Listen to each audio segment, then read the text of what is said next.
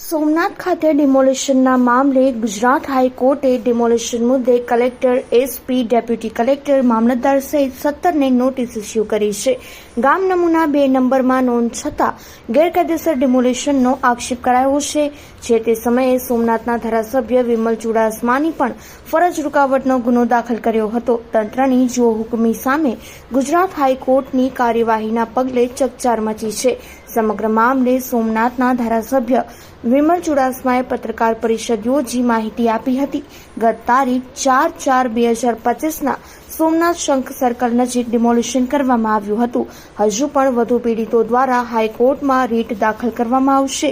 જો ડિમોલિશનમાં નિયમ મુજબ કાર્યવાહી નહીં થઈ હોય તો અધિકારીઓ મુશ્કેલીમાં મુકાઈ જશે.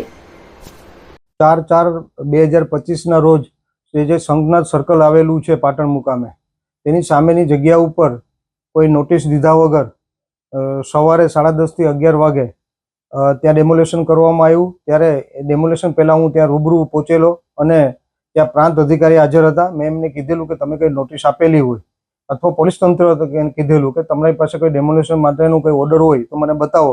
એમની પાસે કંઈ હતું નહીં. એમને ત્યારે કીધેલું કે જે ગીર સોમનાથના પૂર્વ કલેક્ટર દિગ્વિજયસિંહ જાડેજા કીધેલું છે કલેક્ટરે કે આ ડેમોલેશન કરી નાખવાનું અને બાકીનું તે જોઈ લેશે.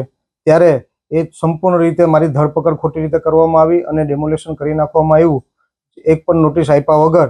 ત્યારે જે ડેમોલેશન કરવામાં આવ્યું તેમાં 4 લોકોની જે 2 નંબરની નકલ હતી, મફતિયો પ્લોટ હતો અને 1 જણાનું દસ્તાવેજવાળું મકાન હતું.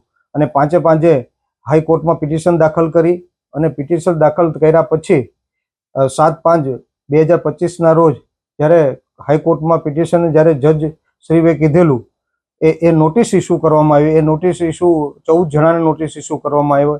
એમાં પૂર્વ કલેક્ટર દિગ્વિજયસિંહ જાડેજા ગીર સોમનાથના, એસપી ગીર સોમનાથ, પ્રાંત અધિકારી Veraval, LCB PI, PSI LCB Patan PI અને એવા મામલેદાર, સર્કલ ઓફિસર અને બાકી જે કોન્સ્ટેબલ થઈને 14 લોકોને પિટિશન દાખલ નોટિસ કાઢવામાં આવી કે 18/6/2025 સુધીમાં આપણે કોઈ નોટિસ આપી હોય કે કોઈ કાર્યવાહી કરી હોય તો આપ લોકોને ત્યાં સોગંદનામું રજૂ કરવાનું રહેશે.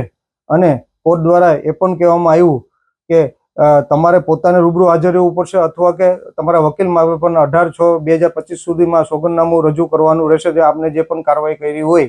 અને ત્યારે જ્યારે દલીલ ચાલતી હતી ત્યારે જજશ્રીને મારા વકીલ દ્વારા BM મંગુકે સાહેબ અને બેલાબેન પ્રજાપતિ દ્વારા એમને મંગુકે સાહેબે એમને જજશ્રીને કીધેલું કે આ લોકોને કોઈ નોટિસ દેવામાં નથી આવી અને નોટિસ દેવામાં નથી આવી તો ત્યારે જજશ્રીએ કીધું જો નોટિસ દેવામાં નહીં આવી હોય તો સુપ્રીમ કોર્ટનું ઉલ્લંઘન પણ કરવામાં એ લોકો આવેલું છે.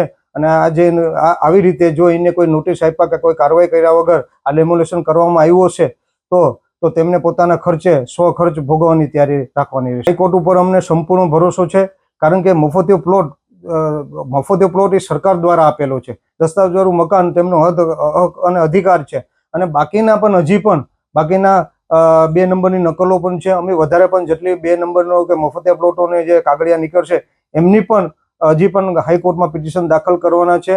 અને બિનકાયદેસર હશે તો એની પણ પિટિશન દાખલ કરવાની છે કારણ કે કોઈ કાર્યવાહી કર્યા વગર આ કરવામાં આવ્યું છે.